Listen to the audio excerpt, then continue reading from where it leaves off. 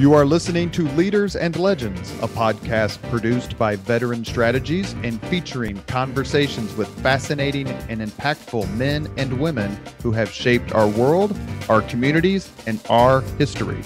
My name is Robert Vane, Principal of Veteran Strategies, and your host for our discussion.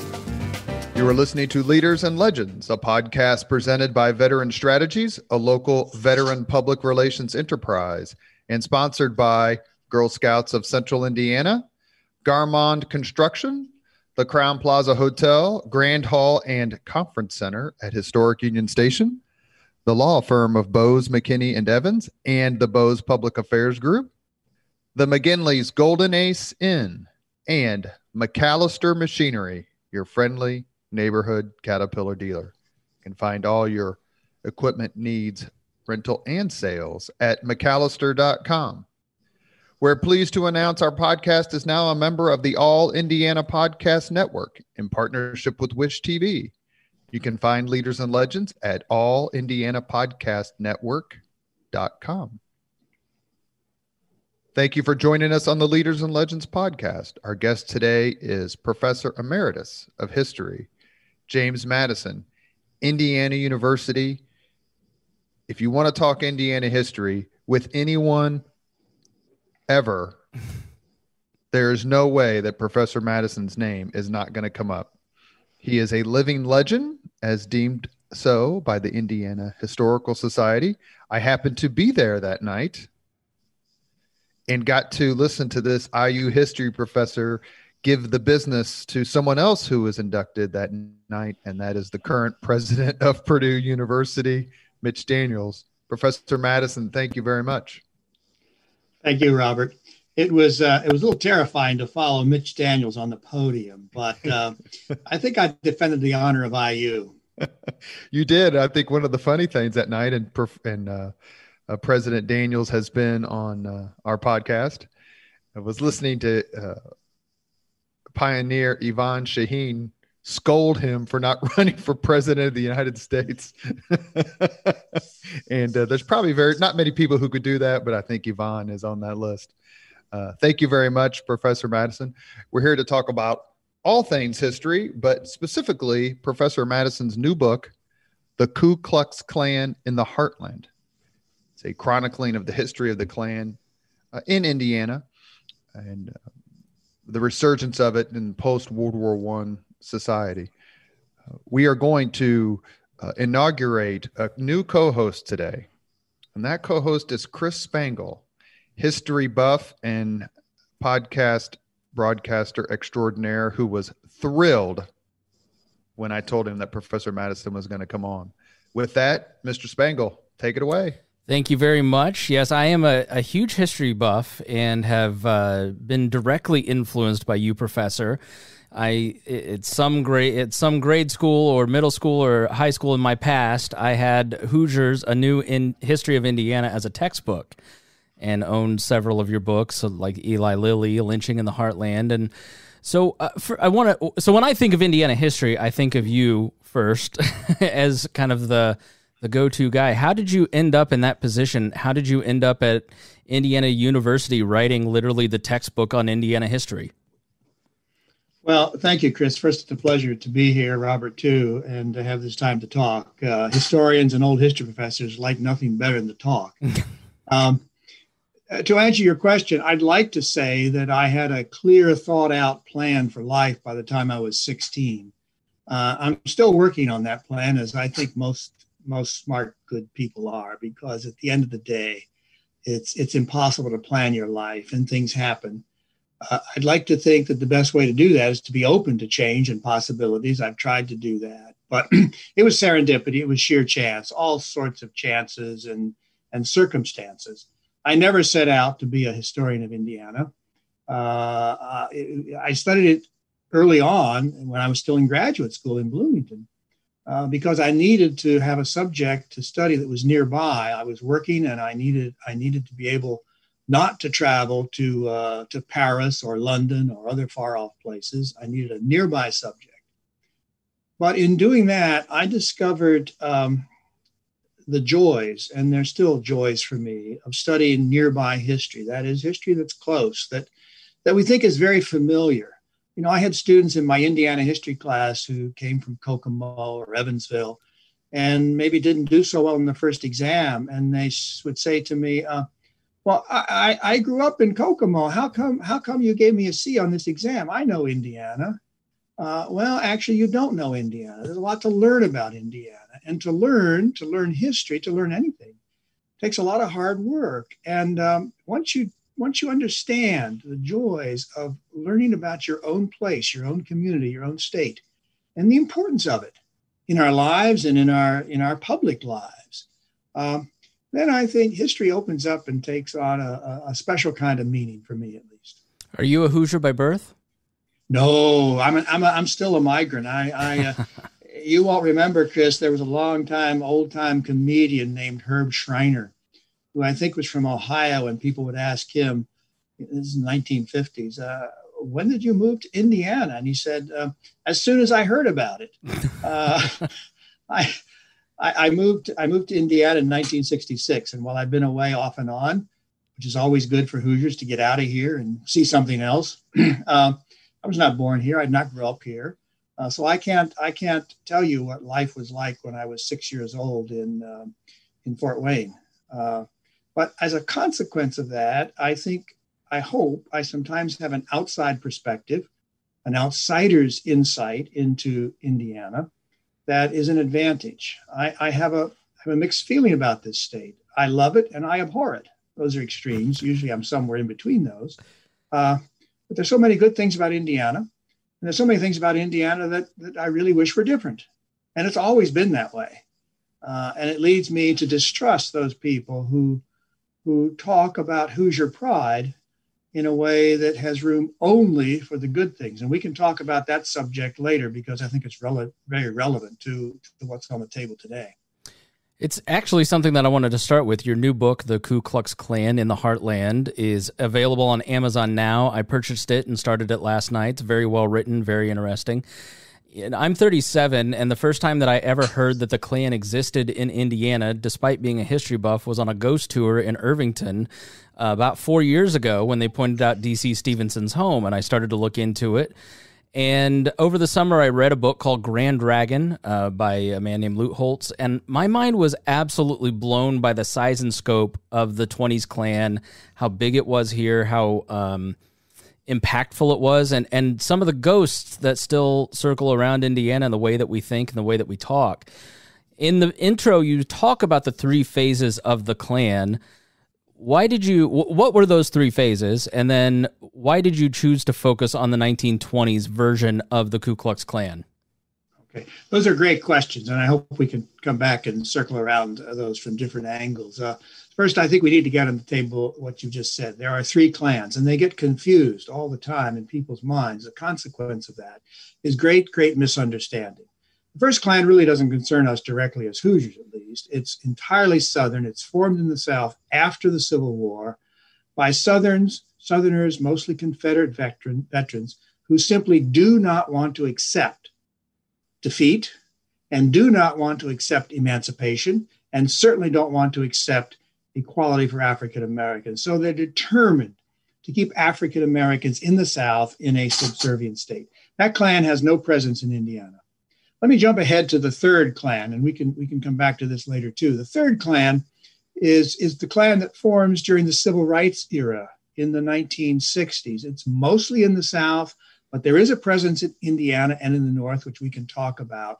It's very different from the Klan I do focus on, and that's the Klan of the 1920s, which is not only a Southern Klan, it's very active in Alabama and Mississippi and other godforsaken places, but it's also very powerful, as powerful in the North, from New Jersey across the Midwest to Washington State and Oregon and California, with special strength in the Midwest. And in the Midwest, no state had more powerful Klan activity than did the state of Indiana. So the Klan I'm focused on, the Klan I want to talk about today, Chris, is a Klan from the 1920s. It is Northern, it is not Southern, and it is a very, very powerful and important movement. Can you give us a sense of who was in it and also what was its size? We estimate, the best estimates are that about a third of the white native-born American men in Indiana joined the Klan. That's hundreds of thousands of members. Lots of women did too, maybe as many women. We don't have a good estimate about women. So men and women in large numbers joined the Klan. They joined for all sorts of reasons, but at the top of their list was their conviction in this notion of 100% American. We are 100% American because we are white, we are native born, and we are Protestants. Now, each of those three categories is full of meaning, full of heavy freight, but 100% Protestantism is the defining feature of the Klan in Indiana. And for what reason? Well, can we go through each of those? You want to talk about each of those? Let's start because this is something. I think that helps us. Us unpack this for listeners. It's a, there's a notion that history is pretty simple stuff, and you can do it on a true, false, or multiple choice exam. I never, in 40 years of teaching, gave those kinds of exams because history is pretty complicated, and that's what makes it interesting. So is this subject. It's very complicated. Yeah, the first, and I was surprised by this because the religious aspect is an interesting one because, candidly, my great-grandparents, they passed away in the late 90s and they're in their 90s, and the first time that they had met a black person in Indiana was in the 70s in Indianapolis. Yeah. And we typically tend to think of the Klan as the 60s Klan in studying history, but when you look at the 20s Klan, they were motivated a lot by the grievances you listed, but first and foremost, it seemed to be religion, was it not? Yeah, and this is where we have to keep the Klan we all remember, older folks remember, that formed in the 60s and still exists in a way today, different from this Klan of the 20s. And let me start with the Klan's number one enemy, the group, the people that the Klan in Indiana most stigmatized, was the most dangerous threat to Indiana and to America were Catholics. That's a hard concept for us to understand, but at the core of American history, from Puritans down to the mid-20th century, there was a deep anti-Catholicism among Protestant church members and Protestant ministers and Protestant denominations, Methodists, Baptists, Disciples of Christ, many of them engaged in anti-Catholic thinking and ideology and politics. Catholics to them were foreigners, even if they're born in America, even if they're 4 generations old. They're foreigners because their Pope, after all, is a foreigner. He doesn't speak English, for goodness sakes. They're a hierarchical church. And Protestant propaganda said that these Catholics just bowed down like sheep to anything their priests and bishops and Pope told them. Their clergy are celibate. That really confused Hoosier Protestants. What's going on here?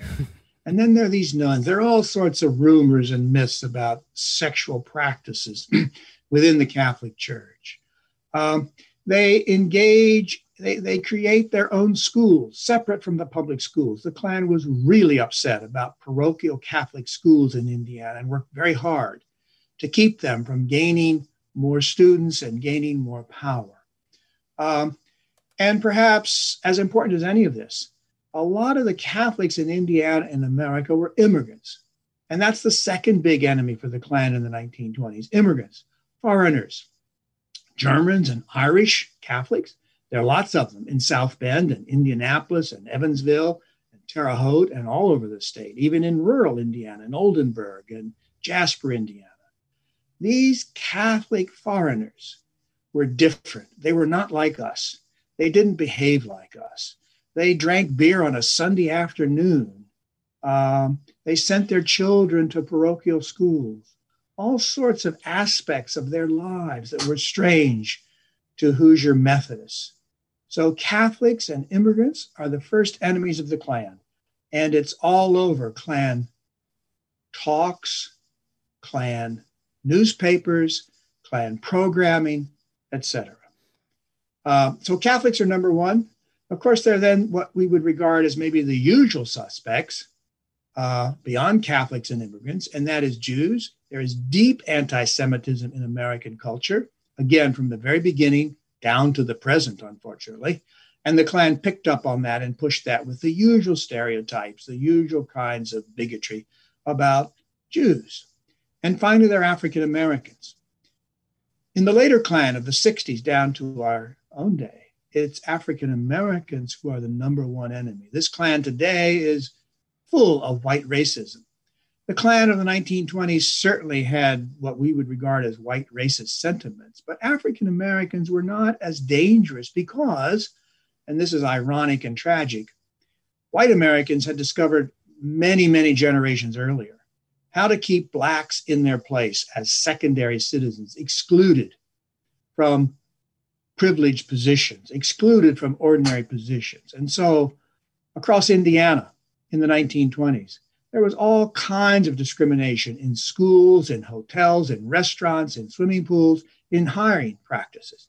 The great company, Eli Lilly and Company, did not hire African Americans in the 1920s, nor did most other good businesses, good corporations, good jobs, not available to Black Americans. And so Black Americans are denigrated. They're certainly not 100% Americans, but they are not the enemy, nor are Jews the enemy that Catholics and immigrants are. All of that is difficult to understand today, but essential to understanding this Klan in the 1920s. Is it safe to assume that when you look at the people, that they projected their insecurities and their anger onto people that were closest to them, that they were competing for jobs with? Is at the heart of this an economic insecurity? Is that one of the motivators? I'm a little reluctant when you say projecting, Chris. That gets me into psychological evaluation of the Klan. I'm Fair a little enough. reluctant to go there.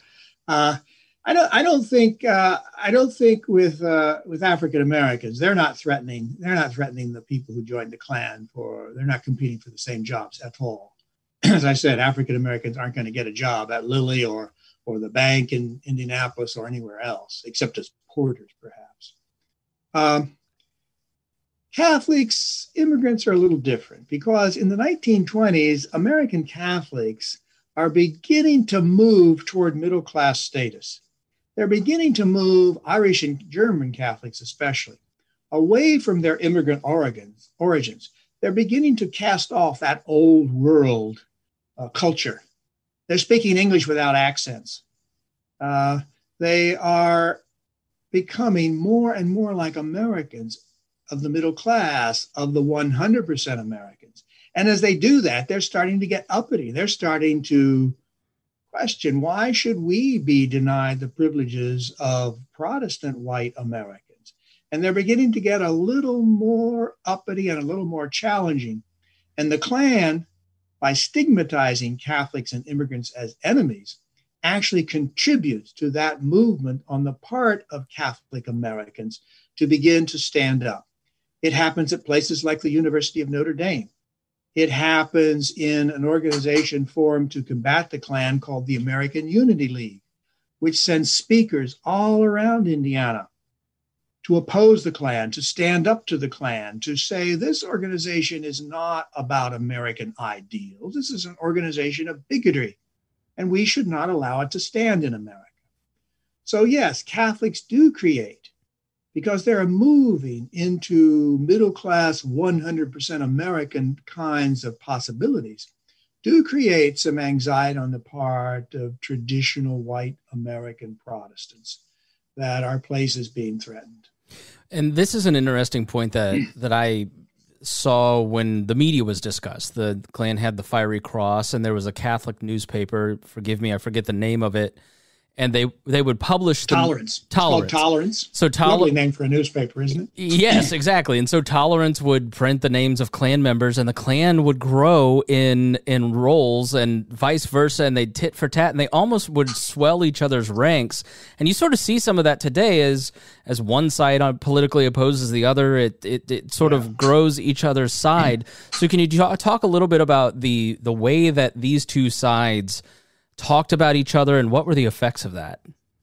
Well, that's a very good observation. It's not unlike today, though it's always different in the past. But Yeah, they did engage in baiting each other, in stereotyping each other, in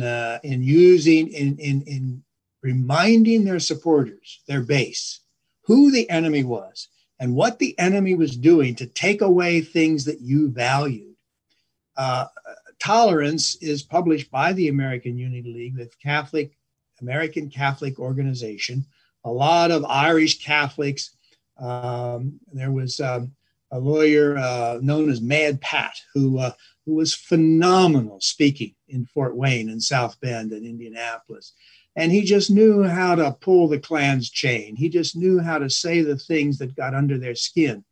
And so the Klan newspaper, published in Indianapolis, the Fiery Cross, and by the way, listeners can read the Fiery Cross. It's all digitized. It's all available online.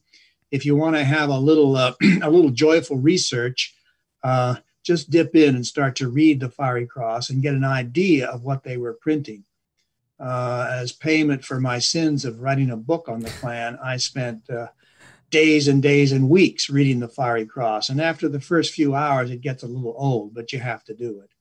So the Fiery Cross always responded to tolerance and always used tolerance, and the American Unity League, Irish Catholic, and other Catholics' challenges to them as examples of how Catholics were engaged in riotous, un-American behavior and doing all sorts of nasty things that were going to take away your rights, define your freedoms, and tear down America. So yes, there's a back and forth, a dialogue between these opposing forces.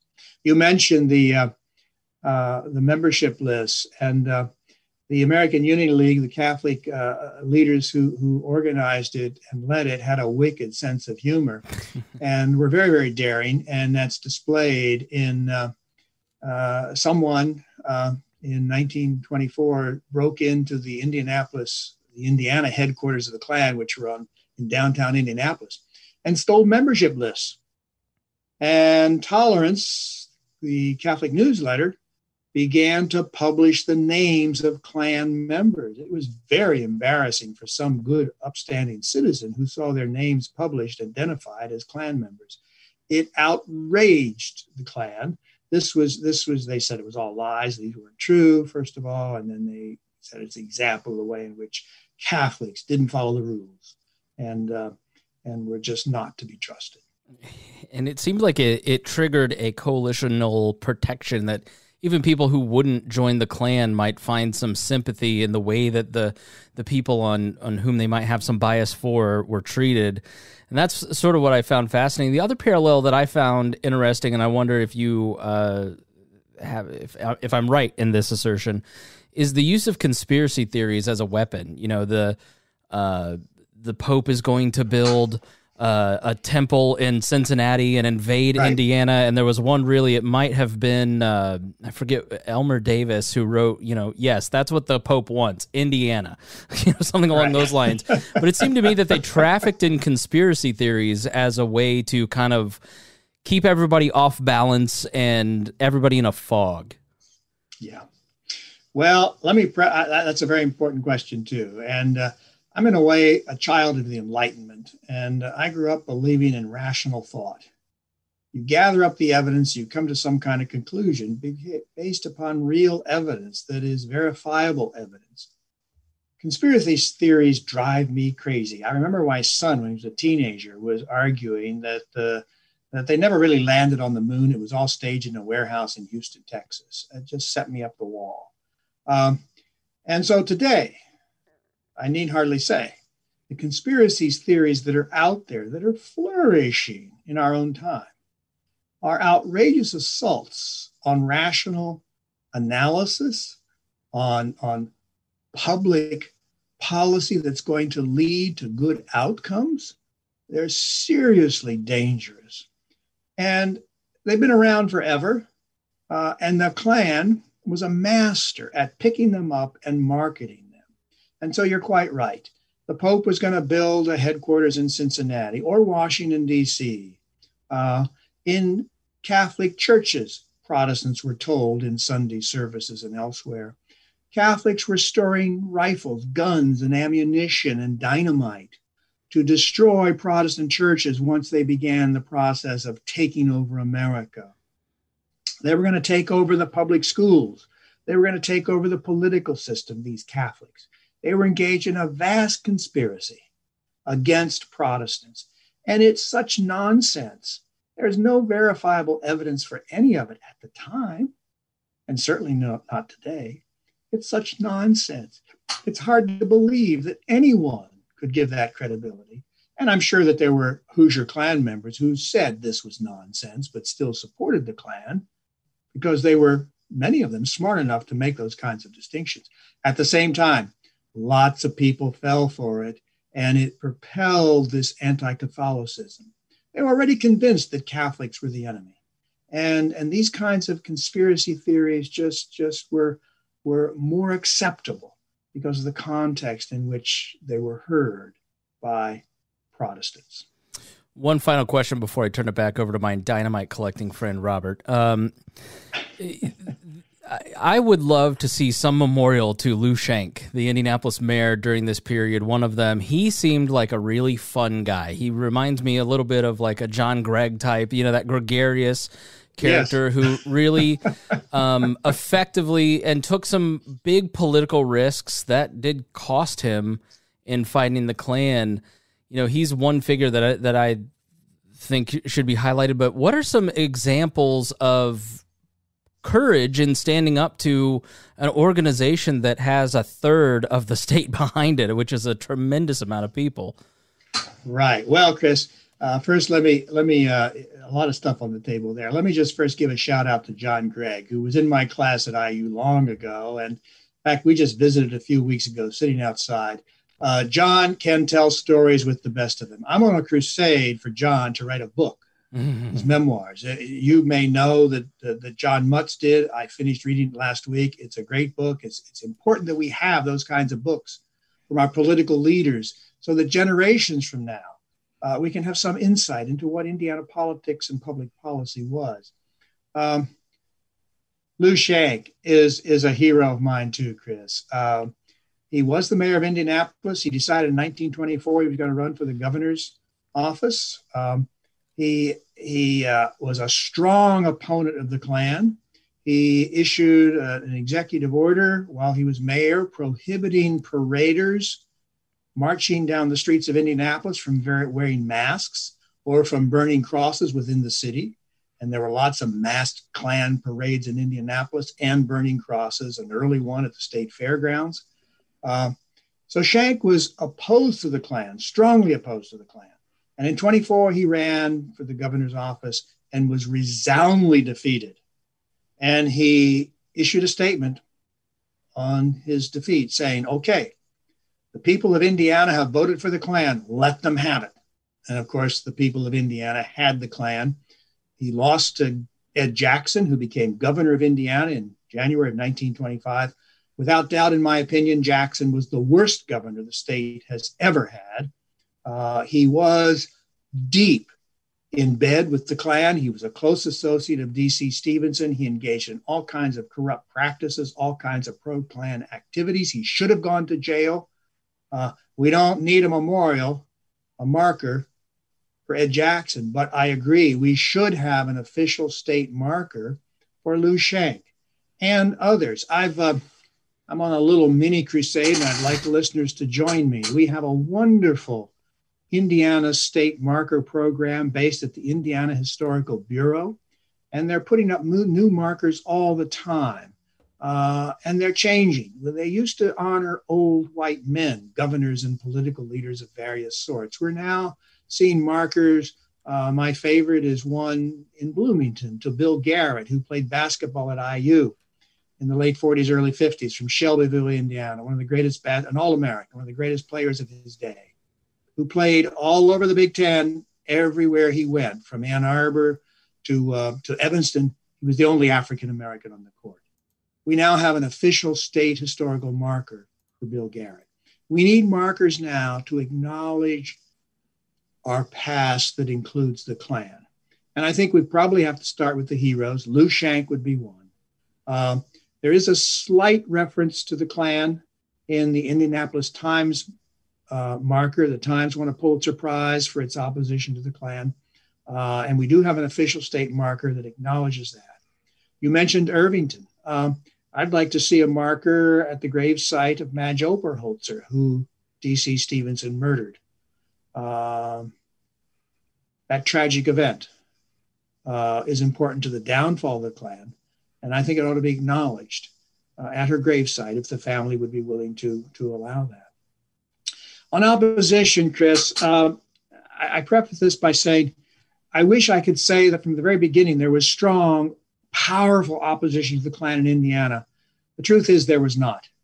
It was small, it was slight at the beginning, and the second truth is it was painfully slow to develop. It took a long time because of the immense popularity of this organization by 1923, 24, 25. But always there were people who stood up.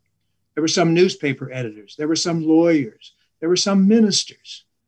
But the big story in the early years of the Klan are the individuals and groups who did not stand up. The Protestant church denominations at their annual meetings refused to pass resolutions in condemnation of the Klan. The Democratic Party, which was slightly anti-Klan, refused to pass a resolution that directly called out the Klan. Other groups remained silent, not speaking up. There were individuals of courage. We don't know a lot about most of them. And as you say, to stand up to this organization, and it was, of course, a very threatening kind of organization in their robes and hoods and their secrecy and all their rigmarole and all their money and organization, a very sophisticated organization. To stand up to them required a courage that was really, really very, very, very large. Robert?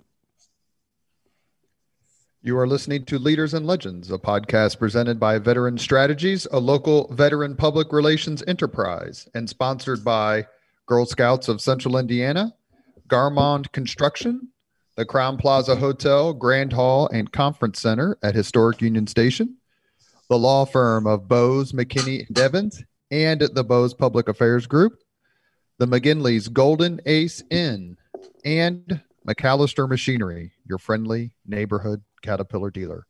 Our guest today is Indiana historian and living legend, Professor James Madison. Thank you, Chris. I appreciate that. Thank you, Chris. Thank you.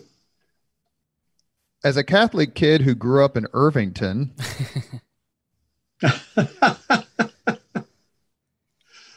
where's this going, Robert? I'm eager. The story of D.C. Stevenson, whose house on University Avenue is owned by someone with whom I went to grade school and high school, along with Madge Oberholzer, whose house is owned by and was owned by the Schlebecker family there on University, is something I remember as a little kid.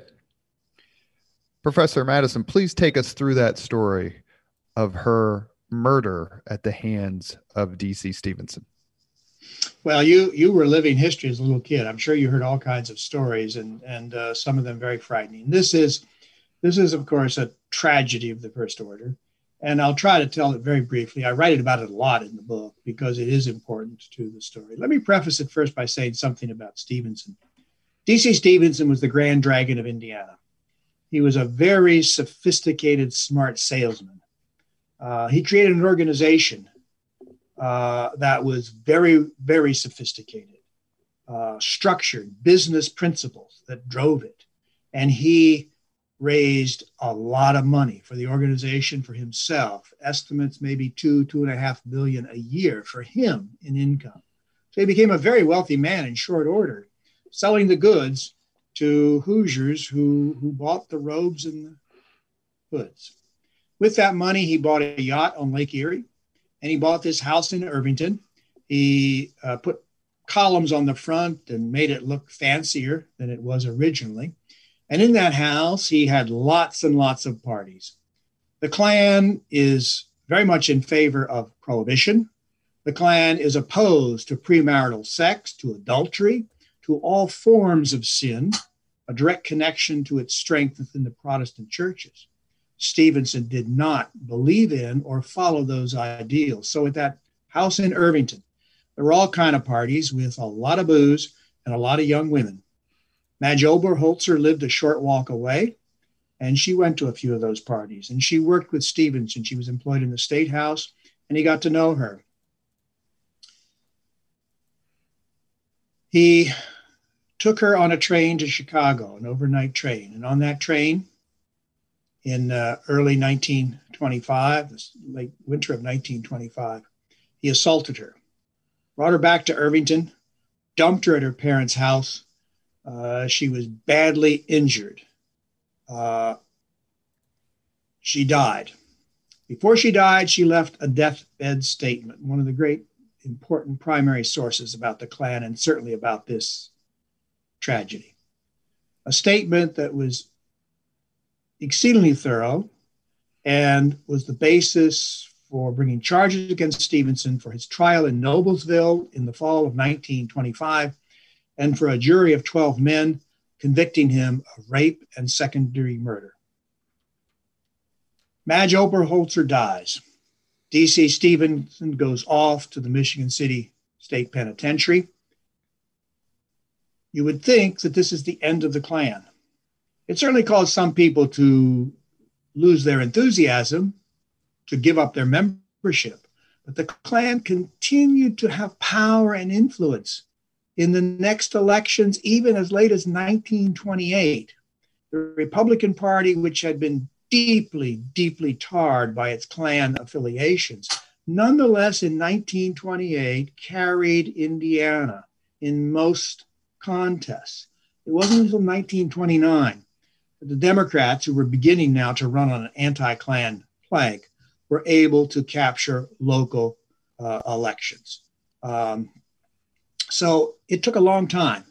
Stevenson's crimes, his evil, and I think D.C. Stevenson is one of the most evil men to ever walk the soil of Indiana, are the most outrageous. But there are lots of others.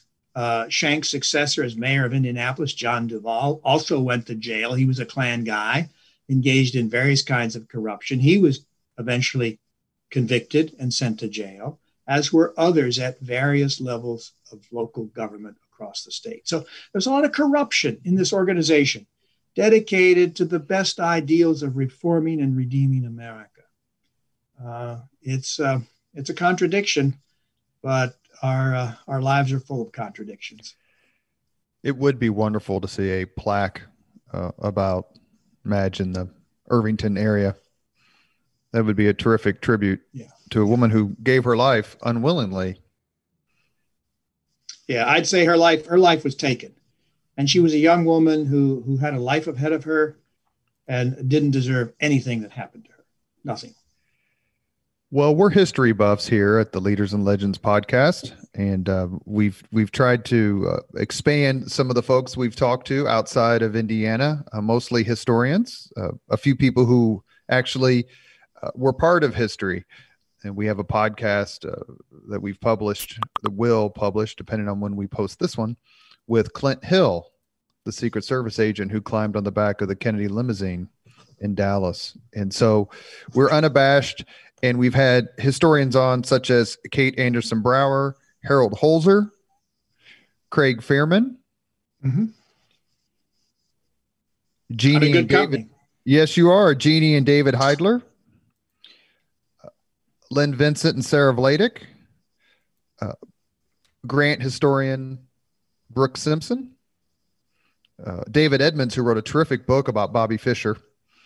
I'm a bit of a chess nerd, as probably comes as no surprise.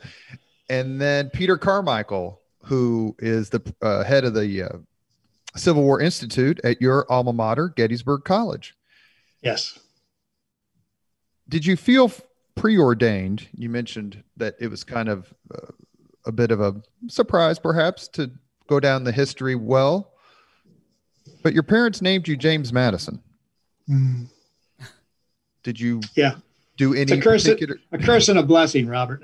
Did you do any particular research or have any affinity for the fourth president and all that he's done? only after I stopped teaching.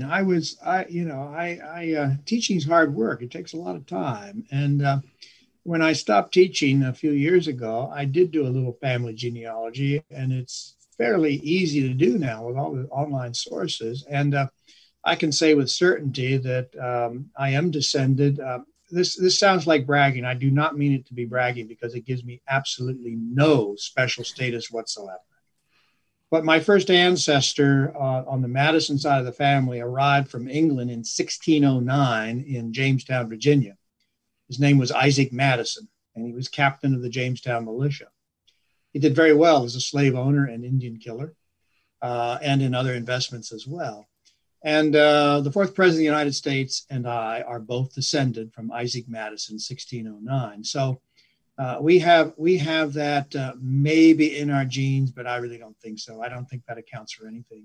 I'm quick to say that James Madison, the father of our Constitution and so much more, was a lot smarter than I could ever hope to be, even though I can claim to be 6'2" in height and he was only 5'4". But other than that, he's got me beat, hands down.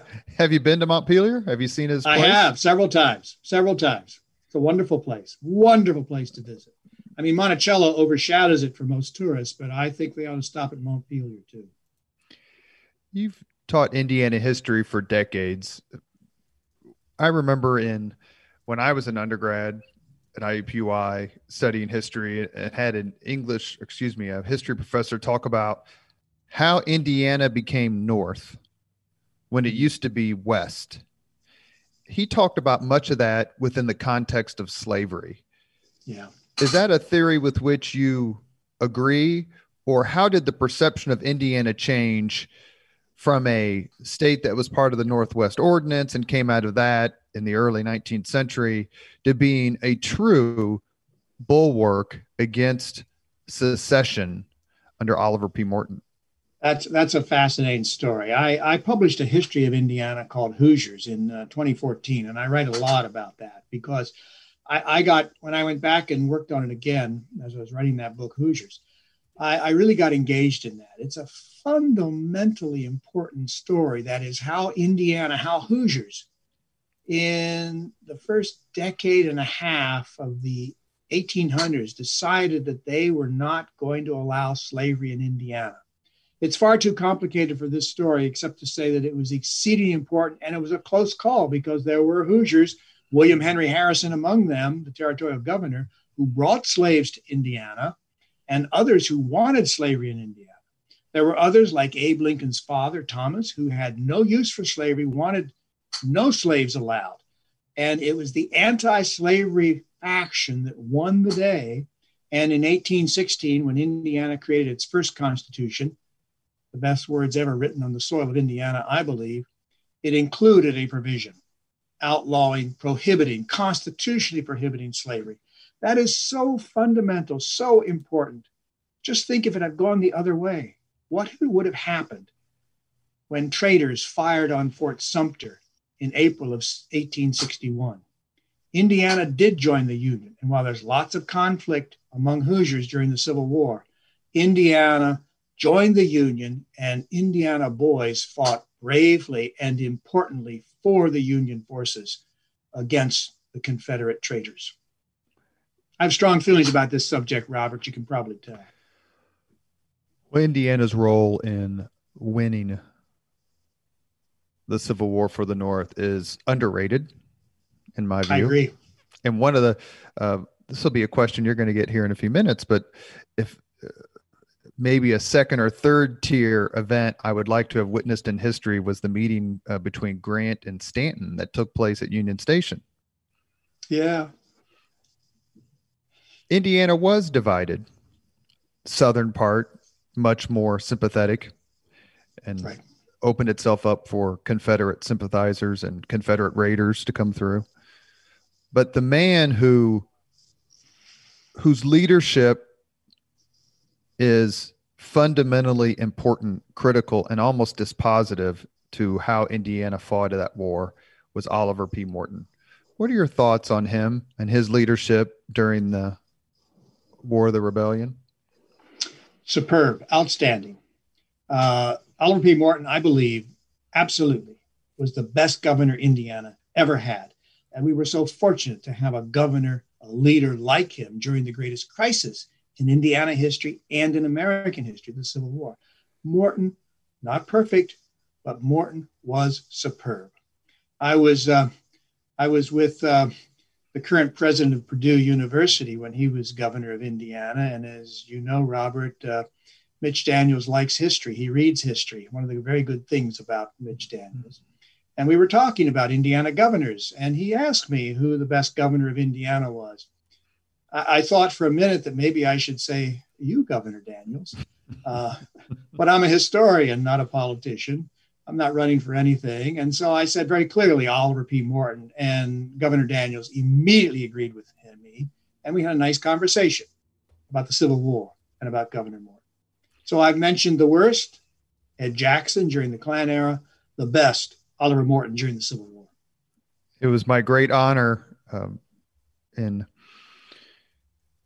2008 to be the MC for the 90th birthday party for P.E. MacAllister. Speaking of history geniuses, his loss is felt. It's felt every day. I was on the Indiana Bicentennial Commission with Mr. MacAllister, and wow, was he a character? You just want to give him a hug every time you see him. I know there's some steel behind that. As my daughter said, he's the cutest man ever, and I can't improve on that. He told a great. Could I have time for a quick piece? Please. He told a great story. Someone asked him how he was, and he says, "Well, I'm still playing golf," and it was true. He played golf very late in life. He said, "I can hit the ball as far as I can see." He said, "I can only see about 20 yards out there, but." I think for PE, it was the golf was fun, but it was also a way to get to the 19th hole and have that martini. It was very important to him.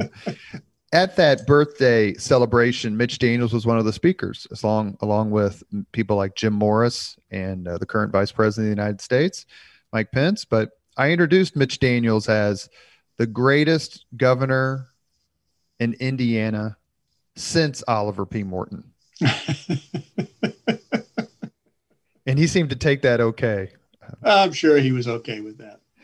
I'm a historian, so I'm going to have to say we need to wait another generation or two to make that judgment. But to be very serious at the moment, Robert, I think Mitch Daniels is a very important governor for Indiana's history. A different kind of governor, as you well know, and as Hoosiers who played attention know, and a very, very important governor. Whether he was right or wrong on all the issues, well, we could debate that as citizens and later on as historians, but a very important governor. And the question I wanted to ask you is, and I agree with you completely, I think he is the most consequential governor since Oliver P. Morton. But how important in your studies, one of the things, and Chris and I talk about this quite a bit, you read all the time and you read all sorts of different things, and whether it's 100 years ago, 1,000 years ago, the one thing that always stands out to me is the importance of leadership. One man, one woman. If you were constructing the Mount Rushmore of the greatest leaders Indiana's had, who would you put on there? That's a fascinating question. I've been fascinated by leadership for a long time. In fact, about 15 years ago, I actually taught an undergraduate seminar on leadership, on the history of leadership. And I wasn't very happy with it. I only taught it twice because I couldn't figure out what leadership was. And I read the literature on leadership, all the best authorities, blah, blah, blah. And it's hard. You can come up with some lists people have of what makes for good leaders. But at the end of the day, it's very hard to do. It's very hard to do. I would, to answer your question, I would say that our greatest leader in America, and my favorite American of all time, is Abraham Lincoln. And we all know enough about Lincoln to know how amazing it is that an individual with his background, less than a year of schooling, he wrote in his autobiography, total, an individual with his background could become, what I believe, our greatest leader ever. He just had a combination of leadership skills that are matched by very, very few, certainly very, very few of our presidents. I would put, don't fuss at me, don't fail me. I would put Washington ahead of him, if only because of what he did twice. Well, you're talking about George Washington now, our first president, right? Yes, sir. I started off ignorant, and I've read a little bit about Washington in recent years, recent decades. I've read the biographies, and he has moved up significantly in my understanding. And he's up there. He's up there, and he has. You're right about the qualities of leadership. Again, whatever they might be, Washington had them in all kinds of ways, often very subtle and so very powerful. And you can see it in the way in which his troops in the revolution, the people around him when he was in office, the American people who wanted him to stay for another term, and he went back to Mount Vernon. So Washington, he's a good choice. There are not many examples, or I can't think of another example of a man who walked away from what would have been near complete and total power twice. Yeah. We are talking with Professor James Madison. He has a new book out, The Ku Klux Klan in the Heartland. And we're having a general history discussion because we're history nerds here and we are unabashed about it. What's your favorite part of the movie Hoosiers? Gee, I haven't seen that in quite a few years. My son loves that film, and he can recite every line of dialogue in that film. And I would watch it only if he were next to me because it's so funny to watch him watch it. I don't know. I like the assistant coach and the dialogue that he has. You were at IU in 1987. The movie comes out. I was in basic training. I didn't see it till I came out of it. And then IU wins the national championship the night of the Oscars. What was it like just to be in Bloomington, to be at IU at that time when Coach Norman Dale in the movie? Yeah, I was a respected history professor, so I did not run downtown to Kirkwood or to the Fountain. But in those days, I was a huge IU basketball fan. And at night, it was a huge history buff. So did he seek you that's out? true. He was. That's true. He was. I changed. That gets us into another area. I changed a little bit about this subject later on and even today. But in those days, I was a huge IU basketball fan. And it's hard to describe. It leaves very, very warm memories for all of us who were younger in those days when IU won that championship and then other events over the course. So yeah, we've had Ray Tolbert on the podcast. Told some terrific stories about the 1981 national championship team. After he passed, the Star asked me to write an op-ed about Senator Richard Lugar. I called him the most important public servant in the history of the state of Indiana. How right am I? How off am I? Well, I'm not gonna challenge that. I'm gonna say it's a tough call. But my respect for Lugar, I think, is near where yours is. In so many ways. From the very beginning, when he became mayor of Indianapolis at a very, very young age, and especially in the Senate, where he led in so many areas, and in particular in international affairs, in weapons, in nuclear weapons, and in so many other ways. A model of statesmanship, of public leadership.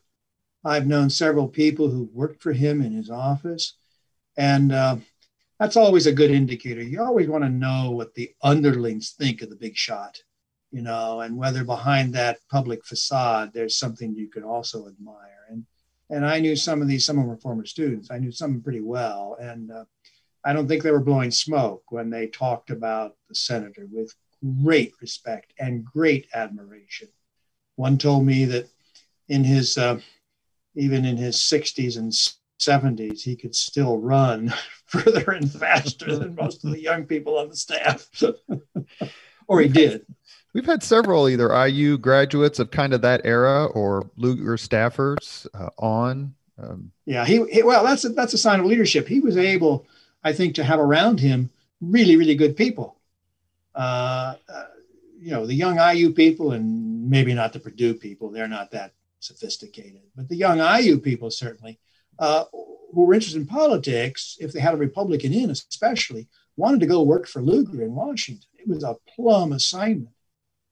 Yeah, we've had Jim Morris on the podcast, Mitch Daniels, as I mentioned, Lou Gehrig, Jim Kittle, Mark Miles. I mean, the list goes on. And he touched so Let me just be fair to the other party, though, because my son, when he was in college, was able to secure an internship working for Lee Hamilton. Lee Hamilton was in Congress. And I would put Lee Hamilton up there as a public policy figure of great distinction. I would also say that from my son and other young people I know who worked in Lee Hamilton's office, behind that facade was a phenomenal guy, a genuine, warm, and decent Hoosier. We would certainly love to have Representative Hamilton on the podcast. We just did one on the passing on Joe Kernan. We did one on Andy Jacobs and the career of Birch Bayh. So we try to touch all right. That's good. That's good. A couple of months ago, I wrote an op-ed again in the Star calling for reparations for Jim Crow era African Americans. And as you may guess, it got a reaction, mostly positive, but some negative. And that's kind of what you do when you put your name out there. With all the talk about reparations and the numbers being thrown out, they're somewhat fantastical. I wrote about this about 7 years ago in the Indianapolis Business Journal as well. When you look at Jim Crow era 20s, I mean, really starting with Reconstruction all the way through, you could say, late 60s, but especially the 1920s to early 60s era, it seems to me that there's no possible excuse for the way Black Americans were treated. Is an idea like reparations for Jim Crow era African Americans one worth pursuing, or is it just another kind of like initiative that would divide us, in your view? Yeah. Well, it's a very controversial issue, as you know. I'm glad you wrote that, because I think it's a subject that gets people's attention, and in the right way can cause them to think about why reparations might just be a reasonable thing to do. I'm less interested in reparations as a form of, let's say, a money or scholarship or other kinds of financial or substantive form of paying back for the huge damage that white Americans have done from 1619 to the present to African Americans. I think that damage is huge. I've come to the conclusion in the last few decades as a historian, as a citizen, that white racism is one of the top 2 or 3 problems in America today and always has been. So we've got a huge issue here. What do we do about it? I think the reparations should take the form of, first of all, acknowledging it. And there's so many white folks who will not acknowledge it, who do not believe there's such a thing as systematic racism, who do not believe there's such a thing as white privilege or even male privilege. And I believe these are not issues of opinion. These are issues of fact. If you read the history of America in any subject, any good historical account will provide lots of evidence of systematic racism, of white privilege. So we've got a serious problem. And I think we need to acknowledge it. And then I think we need to respond to it by doing more to learn our history, and by doing such things as what we were talking about earlier, Robert, of placing state markers at the sites and the places that acknowledge African Americans, that acknowledge the racism, that acknowledge the achievements of African Americans like Bill Garrett, all kinds of ways to understand this history and to incorporate it into our present, rather than to tell ourselves bedtime stories of patriotic history, when everything has always been hunky-dory, blue skies and ice cream sundaes. That's not our history. That's not real history. That's myth. That's comfort history. That's feel-good history. And I think we need a grown-up history with no room for that kind of stuff. May I have one more question on that, Robert? I was just saying, Chris, go ahead, but along with a marker with George Taliaferro and his wife. Wonderful. Yeah. Wonderful, I knew them, of couple. course, George and Vi Taliaferro. They were great, great citizens of Indiana and of America. And they were out there every day. Wonderful. Every day. Yeah. So, Chris, when you piggybacking off of the systemic racism, because I think when you look around it, people bristle because interpersonal racism is, in my view, historically never been better. But when you look at the holdover from a society where 1/3 of the state was in the Klan within my great-great-grandparents' generation, are there things that you, as you studied this period for this book, where you saw it kind of carried through to today, be it laws or phrases like law and order or ways of thinking?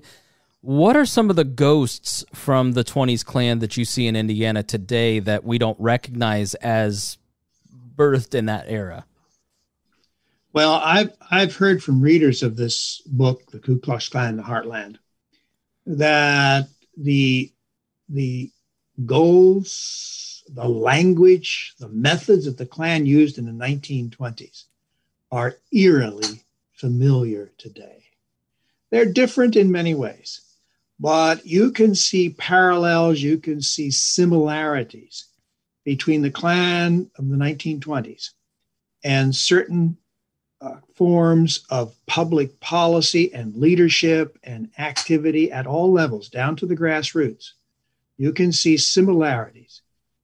Folks today are often more sophisticated. They use what we call dog whistles or coded words. Klan did that too, but they were less constrained. They were more willing to speak and use words that you seldom hear today anymore, at least in public circles. But I think you shouldn't be looking today for men and women in robes and sheets. They're there. They were in Charlottesville, of course. You should look for the Klan descendants today dressed like we're dressed, in pressed shirts and silk blouses, and standing and speaking in a very respectable way sometimes, looking like pretending to be good Americans, waving the flag and all the other good things, but using ideals that are very similar to those of the Klan of the 1920s. We haven't, the answer to the question I'm often asked this, is the Klan dead? And I say yes and no. The Klan of the 20s is dead. It died about 1930.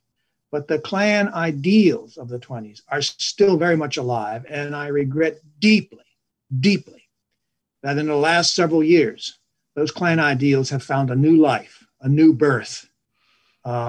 And they're more virulent now than they were 30 years ago or even 20 years ago. Robert? You done, Mr. Spangle? You sure? I'm done. You got another one? No, I'm good.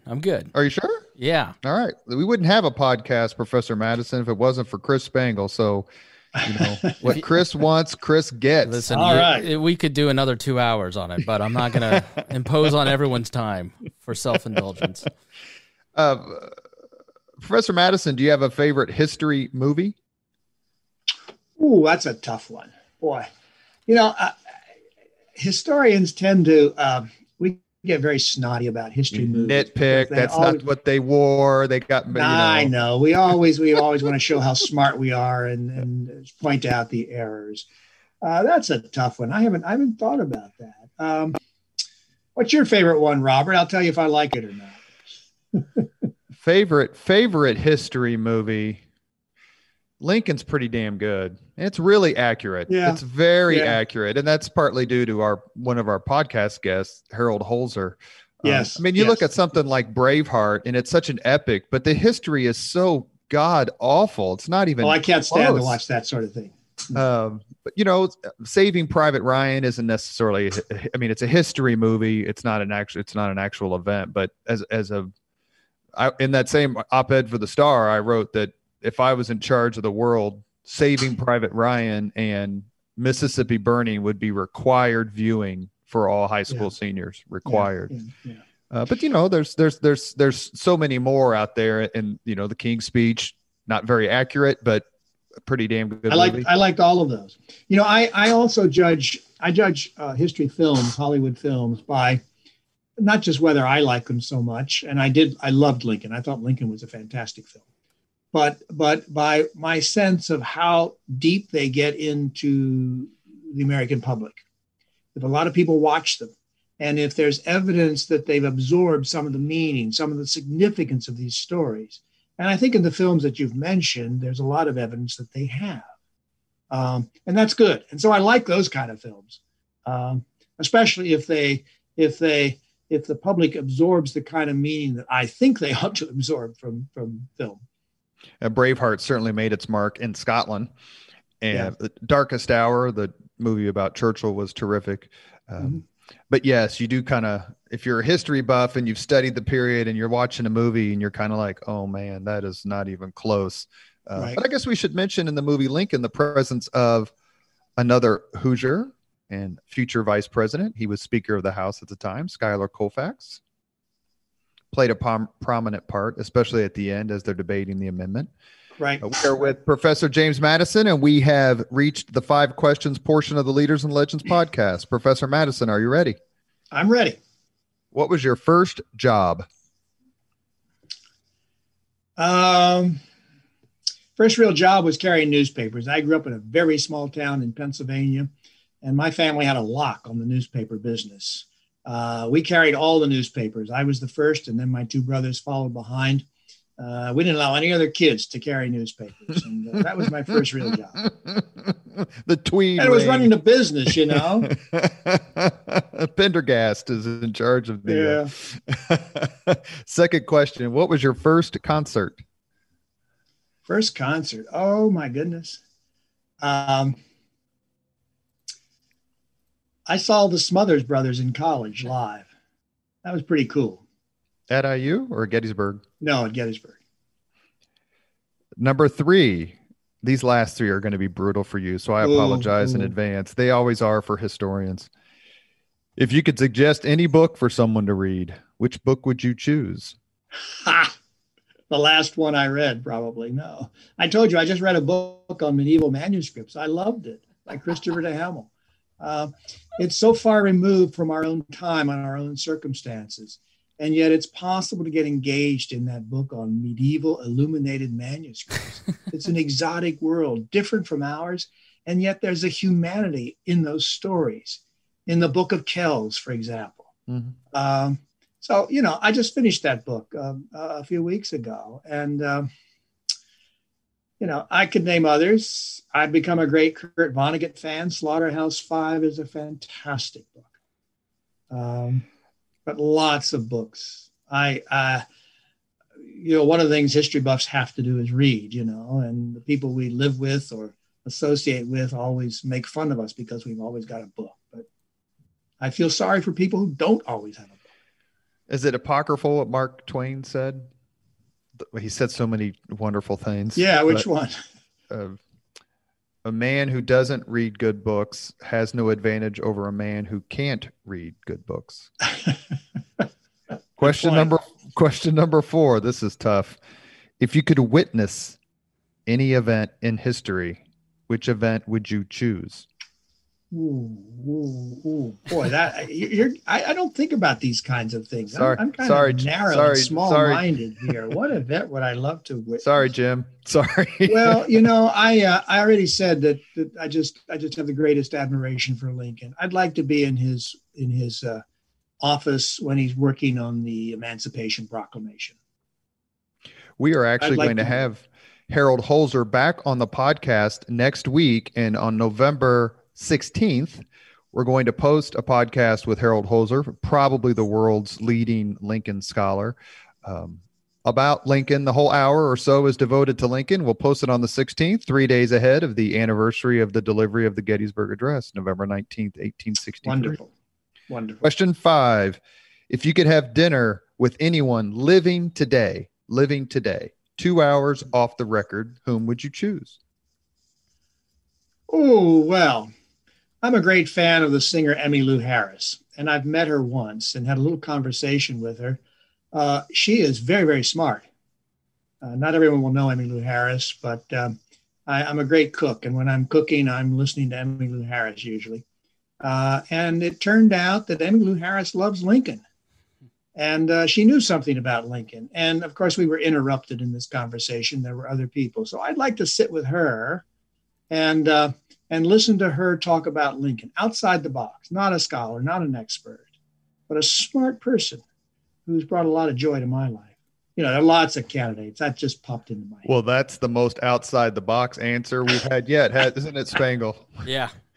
Now Barack Obama or George W. Bush or Obama. I'd be so intimidated by Obama. You know, I don't think I could. I couldn't say a word. If well, and George W. Bush is a monster history fan. That's true. He is. Huge. I'm kind of intimidated by his life after the White House. You know, he's proven there's something there.